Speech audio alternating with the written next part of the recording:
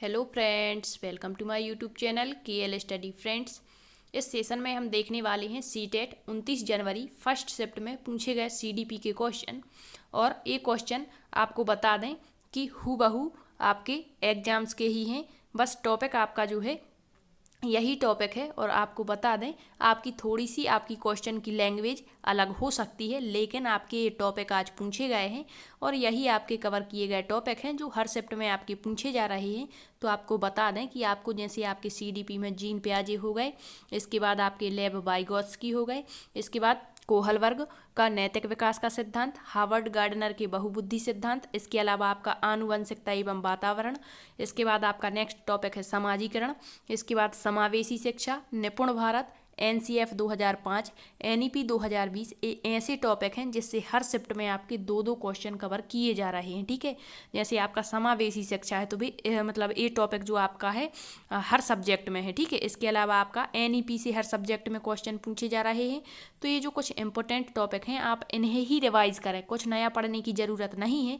जैसे जीन प्याजे है तो जीन प्याजे से आपके ओवरऑल सब्जेक्ट में मिला करके टोटल 4 से 5 क्वेश्चन आपको देखने को मिल रहे हैं। ठीक है, तो आपने पढ़ा तो है ही, साथ ही आप इसका रिवीजन करते चलें। और एनालिसिस का फ़ायदा आपको ये होता है कि किस तरीके से आपका क्वेश्चन पूछा जा रहा है। अब कुछ बच्चे कमेंट्स करने लगते हैं कि नहीं ये क्वेश्चन गलत है या आप गलत बता रहे हैं, तो गलत कुछ नहीं होता, बस लैंग्वेज का अंतर होता है।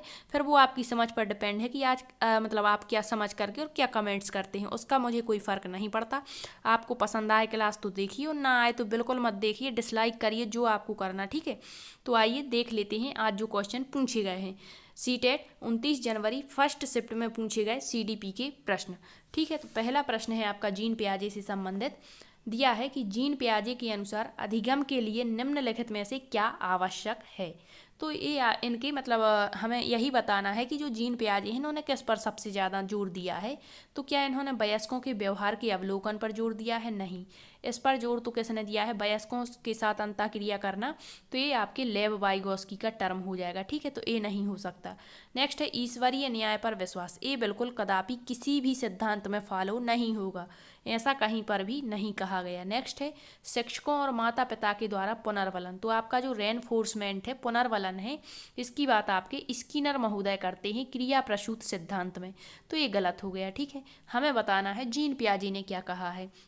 तो शिक्षार्थियों के द्वारा पर्यावरण की सक्रिय खोजबीन। बिल्कुल, जीन प्याजे कहते ही हैं कि बच्चे नन्हे वैज्ञानिक हैं, बच्चे सक्रिय वैज्ञानिक हैं। ठीक है, ऐसा इन्होंने कहा है। तो इसका बिल्कुल right answer option number D हो जाएगा कि शिक्षार्थी के द्वारा पर्यावरण की सक्रिय खोजबीन। नेक्स्ट क्वेश्चन है आपका जीन प्याजे से एक और क्वेश्चन पूछा गया। प्याजे के अनुसार विकास की वह अवस्था जिसमें बालक अनभिज्ञ होता है कि यद्यपि कोई वस्तु दिखाई नहीं दे रही फिर भी वह अस्तित्व में है। तो ये क्वेश्चन कई बार आपका रिपीट हो चुका है, लैंग्वेज थोड़ी सी चेंज कर देते हैं। वह अवस्था क्या कहलाती? तो हमें बस ये देखना था कि कोई वस्तु हमें दिखाई भले ही ना दे लेकिन वह अस्तित्व में होती है। तो ये इनका एक टर्म है, इसे क्या कहा जाता है कि वस्तु दिखाई नहीं दे रही लेकिन अस्तित्व में है। तो इसे इन्होंने कहा है वस्तु स्थायित्व। क्या कहा है? वस्तु स्थायित्व। इसको इंग्लिश में कहते हैं ऑब्जेक्ट ऑफ परमानेंस। ठीक है, तो ये किस अवस्था की विशेषता है, यहाँ पर ए पूछा गया है। तो आपको बता दें कि ए जो है इनकी पहली अवस्था संवेदी गामक अवस्था, जिसे ही हम इंद्रिय जनित गामक अवस्था कहते हैं, इसकी विशेषता है जो आपकी जन्म से 2 वर्ष की होती है। ठीक है, नेक्स्ट क्वेश्चन पूछा गया लेब वाइगॉस्की से और डायरेक्टली ये क्वेश्चन पूछ लिया कि जो लेब वाइगॉस्की हैं मुख्य रूप से किसके अध्ययन के लिए जाने जाते हैं। तो ये क्या भाषा विकास के लिए? नहीं। यौन विकास के लिए? नहीं। संज्ञानात्मक विकास के लिए? नहीं।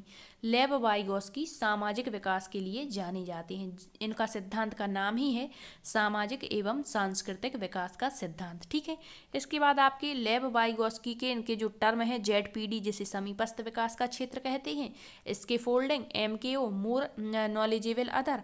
और इसके बाद इनके भाषा विकास मतलब इन्होंने जो भाषा के बारे में कहा है, इन्होंने कहा था कि भाषा पहले और विचार बाद में आते हैं, ठीक है।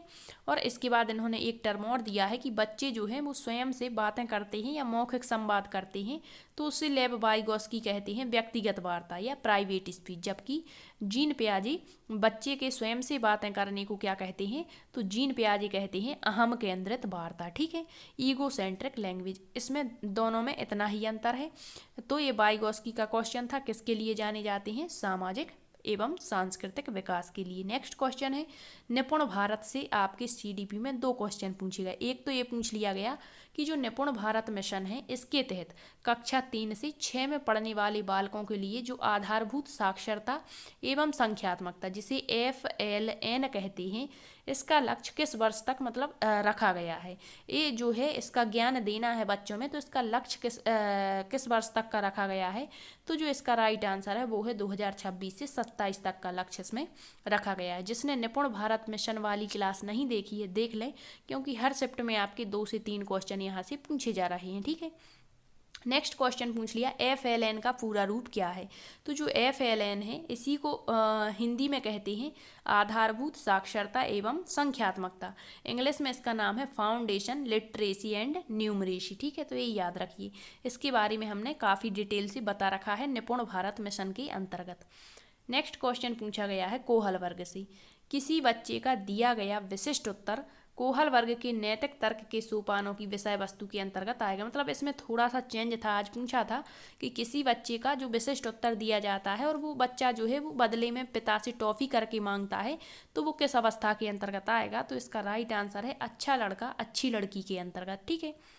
नेक्स्ट क्वेश्चन है चोमास्की का पूछा गया यहाँ पर, जो नोम चोमास्की ने भाषा विकास का सिद्धांत दिया है, इससे आपका संस्कृत में एक क्वेश्चन पूछा गया। इसके बाद 2 क्वेश्चन आपकी हिंदी लैंग्वेज में पूछेगा और 1 क्वेश्चन सीडीपी में। तो आप देख सकते हैं यहाँ पर कि आपके जो नोम चोमास्की का भाषा विकास का सिद्धांत है उससे आपके तीनों सब्जेक्ट में मिलाकर के टोटल 4 नंबर के क्वेश्चन पूछे गए हैं। तो आप देखिए कि कितना इंपॉर्टेंट ये मतलब आपका टॉपिक है, तो ये कवर कर लें आप, ठीक है। क्या था क्वेश्चन, नोम चोमस्की के अनुसार भाषा अर्जित करने की एक अंतर्जात क्षमता है, मतलब भाषा अर्जन जो है वो जन्मजात है, जो मानव को जैविक वंशागति के फलस्वरूप प्राप्त एक अद्वितीय क्षमता है। इसको इन्होंने क्या कहा है, तो इन्होंने कहा है भाषा अर्जन यंत्र। क्या कहा है, भाषा अर्जन यंत्र या साधन या तंत्र, कुछ भी आप इसे कह सकते हैं। तो एक इसका क्वेश्चन था चोमस्की का। इसके बाद इनका एक टर्म काफ़ी प्रचलित है, अभी पूछा जा रहा है, पूछ लेते हैं LAD का फुल फॉर्म क्या है। तो LAD का फुल फॉर्म होता है लैंग्वेज एक्वाजिशन डिवाइस, ठीक है। इन्होंने कहा था कि जो बच्चे होते हैं उनको ग्रामर के नियम या रूल्स जो होते हैं वो सिखाए नहीं जाते, बल्कि वो ऑटोमेटिकली जिस भी भाषा का ग्रामर देखते हैं, सुनते हैं, अनुकरण करते हैं, वो ऑटोमेटिकली उसका ग्रामर सीख जाते हैं, ठीक है। तो इनके सिद्धांत को सार्वभौमिक व्याकरण का सिद्धांत भी कहा जाता है और इन्होंने ही सतही और गहरी संरचना का नियम भी बताया था, ठीक है, सतही और गहरी संरचना का सिद्धांत। तो इन्हीं के सिद्धांत को कहते हैं। इसमें क्या होता है, जो सतही संरचना होती है इसके माध्यम से इन्होंने बताया कि बच्चे इसके माध्यम से शब्द वाक्य आदि सीखते हैं, ठीक है। लेकिन जो गहन संरचना होती है इससे बच्चे भावों विचारों आदि को भी समझ लेते हैं। तो ये गहरी संरचना इन्होंने बताया कि इसमें गहन चीज़ों का अध्ययन करते हैं, ठीक है, और इसमें सतही चीज़ें जैसे शब्द है, वर्ण है, वाक्य है, इन चीज़ों को सीखते हैं। तो ये इनका सिद्धांत है, ठीक। नेक्स्ट क्वेश्चन पूछा गया बाल केंद्रित शिक्षा। तो आपका ये टॉपिक भी इंपॉर्टेंट है, बाल केंद्रित एवं प्रगतिशील शिक्षा, ठीक। तो पूछा गया बाल केंद्रित शिक्षा में शामिल है क्या है, क्या बच्चों को एक कोने में बैठा देना चाहिए, नहीं। प्रतिबंधित परिवेश, प्रतिबंधित क्यों, नहीं। बच्चों के लिए हस्तपरक गतिविधियां, बिल्कुल। इसका राइट आंसर ये हो सकता है, लेकिन हमें सारे ऑप्शन देखने। वे गतिविधियां जिसमें खेल शामिल ना हो, ये गलत है। यदि ऐसा होता कि वे गतिविधियां जिनमें खेल शामिल हों तो फिर सही हो सकता था, ठीक है। तो इसके 3 ऑप्शन ये गलत हो गए और राइट आंसर है आपका बच्चों के लिए हस्तपरक गतिविधियां। बाल केंद्र शिक्षा क्या कहलाती है, तो बाल केंद्र शिक्षा वह शिक्षा है जिसमें बालक की इच्छाओं, रुचियों आदि को ध्यान में रखकर जो शिक्षा पद्धति अपनाई जाती है वह बाल केंद्र शिक्षा कहलाती है, ठीक है। और बाल केंद्र शिक्षा के जनक हमारे भारत में कौन माने जाते हैं, गिजुभाई बधेका, ठीक है, जिसे बच्चे मूंछों वाली माँ कहते थे। तो ये जो है बच्चों की हस्तपरक, क्योंकि बच्चे जब स्वयं कार्य करके देखेंगे, सक्रिय रहेंगे, तो वो अच्छे तरीके से सीख पाएंगे, ठीक है। नेक्स्ट क्वेश्चन है सामाजिक भूमिकाओं के कारण, ना कि जैव वैज्ञानिक संपत्ति के कारण, यहाँ जैव होगा, ठीक है।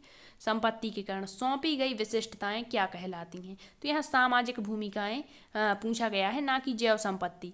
तो ये जो भूमिकाएं या विशिष्टताएं होती हैं क्या कहलाती हैं, तो इसका राइट आंसर ऑप्शन सी हो जाएगा, जेंडर भूमिका रूढ़िवादिता ये कहलाती है। ठीक है, तो आपकी जेंडर से भी हर शिफ्ट में एक क्वेश्चन देखने को मिल रहा है। लैंगिक रूढ़िवादिता से क्वेश्चन पूछ लेते हैं, कभी कभी पूछ लेते हैं कि जो आपका क्या बोलते हैं उसको लिंग है, ठीक है, जिसे जेंडर कहते हैं, यह डैश संरचना है, कैसी संरचना है। ठीक है, तो ये पूछते हैं। नेक्स्ट क्वेश्चन, विकास कैसा परिवर्तन है। तो यहाँ दिया है गुणात्मक, रचनात्मक, गणनात्मक या नकारात्मक। तो जो विकास है आपका वो आपका रचनात्मक परिवर्तन है। ठीक है, रचनात्मक परिवर्तन है। गुणात्मक भी होता है लेकिन इसका सबसे बेस्ट ऑप्शन यहाँ पर यदि हम कहें तो वो होगा रचनात्मक।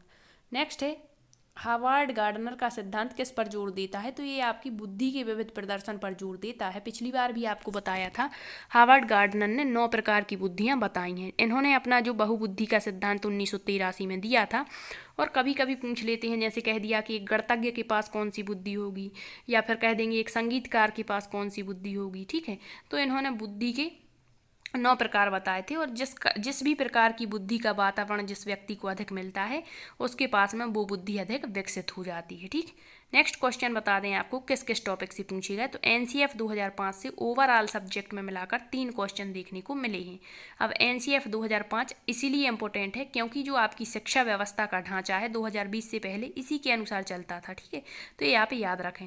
नेक्स्ट, समावेशी शिक्षा से भी आपके 2 से 3 क्वेश्चन पूछे जा रहे हैं। वैसे आपके सिलेबस में दिया गया है समावेशी शिक्षा से अलग से 5 क्वेश्चन पूछे जाएंगे। तो ओवरऑल सब्जेक्ट में मिलाकर आपके 5 क्वेश्चन से ज़्यादा क्वेश्चन भी इससे बन जाते हैं। तो आपको बता दें कि ये जो कुछ डेली रिपीट हो रहे हैं टॉपिक, इन्हें आप रिवाइज करते रहें, एनालिसिस देखते रहें कि क्या कुछ क्वेश्चन यहाँ से बनते हैं, तो इससे आपको ही बेनिफिट होगा। ठीक है, यदि आपको सेशन आया है पसंद तो कर दीजिएगा like, share and subscribe. Thank you.